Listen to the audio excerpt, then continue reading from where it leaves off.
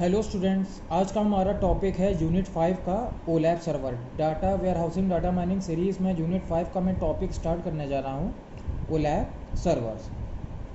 सबसे पहले मैं इसका फुल फॉर्म बताऊँगा, ऑनलाइन एनालिटिकल प्रोसेसिंग।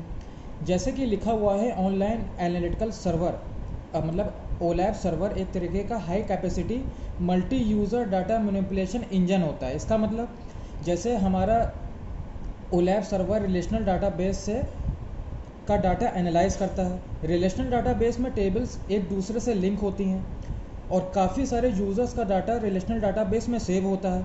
तो वो डाटा एनालाइज कैसे होता है?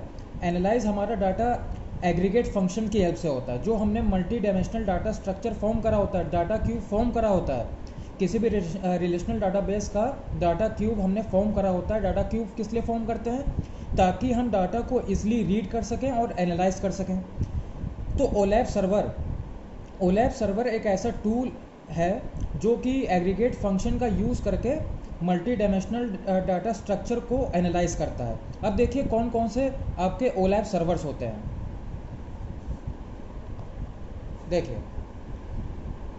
आपके सबसे पहला है रोलैप।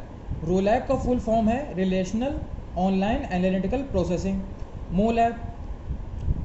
मोलैप का मतलब क्या होता है? मोलैप का फुल फॉर्म क्या होता है? मोलैप का फुल फॉर्म होता है multi dimensional online analytical processing और होलैप हाइब्रिड ओलैप एनालिटिकल प्रोसेसिंग। जैसे कि इसके अंदर सबसे पहला पॉइंट है रोलैप में हाईली स्केलेबल। ये हाईली स्केलेबल का मतलब क्या है? यहाँ पे स्केलेबल शब्द का मतलब ये है कि ये रिलेशनल डाटाबेस आप पहले भी पढ़ चुके हैं, RDBMS। ये RDBMS के सारे रूल्स को फॉलो करता हुआ रूल्स को इम्प्लीमेंट करता है और डाटा को रिलेशनल डाटाबेस के रूल्स के हिसाब से स्टोर करता है। जैसे कि आप जानते हैं कि RDBMS बहुत ज़्यादा डाटा स्टोर कर सकता है और ज़्यादा डाटा को स्टोर करके एनालाइज कर सकता है, जो हमारा सेकंड पॉइंट है। ROLAP tools analyse large volume of data. ROLAP tools क्या कर सकता है? रोलैप टूल्स की मदद से हम RDBMS में प्रेजेंट डाटा ज़्यादा से ज़्यादा एनालाइज कर सकते हैं। और तीसरा पॉइंट क्या है? ROLAP tools store analyse highly volatile and changeable data. मतलब RDBMS में जो डाटा स्टोर है, हम रोलैप टूल्स की मदद से डाटा को मॉडिफाई कर सकते हैं, चेंज कर सकते हैं। लेकिन एक इसका डिसएडवांटेज है। इसका डिसएडवांटेज क्या है? Poor query performance. Poor query performance का मतलब क्या है कि हमारा डाटा इंफॉर्मेशन रिट्रीवल, मतलब इंफॉर्मेशन हमें अगर एक्सट्रैक्ट करना है रोलैप टूल की मदद से, तो हम RDBMS से वो नहीं कर सकते हैं जल्दी। मतलब टाइम टेकिंग प्रोसेस है। टाइम टेकिंग प्रोसेस है किस टर्म्स में? अगर हमें इंफॉर्मेशन कोई रिट्रीव करनी है डाटाबेस से, तो हमें टाइम लगेगा रोलैप टूल का यूज़ करने पर। Experience users are needed to use ROLAP. ROLAP use करने के लिए एक डिसएडवांटेज और है कि इस रोलैप टूल का यूज़ अगर हम RDBMS पे करते हैं तो हमें एक्सपीरियंस यूज़र की ज़रूरत पड़ेगी। अगर कोई न्यू यूज़र रोलैप टूल का यूज़ करके RDBMS में से डाटा निकाल रहा है तो उसको डाटा नहीं मिल पाएगा, उसको सीखना पड़ेगा, उसको ट्रेनिंग लेनी पड़ेगी। लेकिन MOLAP multi dimensional online analytical processing, MOLAP are not capable of containing detail data. जैसे कि रोलैप में डिटेल डाटा होता है, इसके अंदर डिटेल डाटा नहीं होता, इसके अंदर समराइज डाटा होता है। दूसरा क्या है?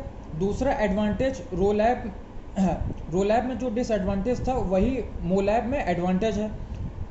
इंफॉर्मेशन रिट्रीवल मतलब कि इसमें से इंफॉर्मेशन जल्दी निकल आती है। परफॉर्मेंस इसकी मतलब इसकी क्वेरी परफॉर्मेंस इफेक्टिव है, बहुत अच्छी है और इसको यूज़ करना भी आसान है मोलैप टूल को। इसमें क्या था? एक्सपीरियंस यूज़र्स होने चाहिए इसके अंदर, एक्सपीरियंस यूज़र्स ज़रूरी नहीं है कि हों। उसके बाद DBMS facility is week. DBMS की फैसिलिटी वीक क्यों है? क्योंकि ये हाईली स्केलेबल, इसके अंदर रिलेशनल डाटाबेस के सारे फीचर्स यूज़ होते हैं जो डॉक्टर EF कोड के रूल हैं। इसके अंदर डॉक्टर EF कोड के 12 रूल्स इंप्लीमेंट नहीं हो सकते हैं। Can perform complex computation. इसके अंदर कॉम्प्लेक्स कंप्यूटेशन भी परफॉर्म हो सकता है, इसके अंदर कॉम्प्लेक्स कंप्यूटेशन परफॉर्म नहीं हो सकता है। अब उसके बाद होलैप। जितने भी एडवांटेजेस मैंने बताए आपको रोलैप के, मोलैप के, उन सारे एडवांटेजेस को मिला के बना है हमारा HOLAP. Combine advantages of both ROLAP MOLAP, मतलब जो रो लैब और मो लैब के एडवांटेजेस हैं, इन दोनों के एडवांटेजेस को मिला के हमारा हो लैब बना है, इसीलिए इसका नाम रखा गया है हाइब्रिड। हाइब्रिड माने क्या होता है, किसी कोई भी कॉम्बिनेशन ऑफ 2 और 3 थिंग्स। तो ये कॉम्बिनेशन किसका है, रो लैब और हो लैब का। आशा करता हूँ आपको टॉपिक समझ में आया होगा। Thank you class.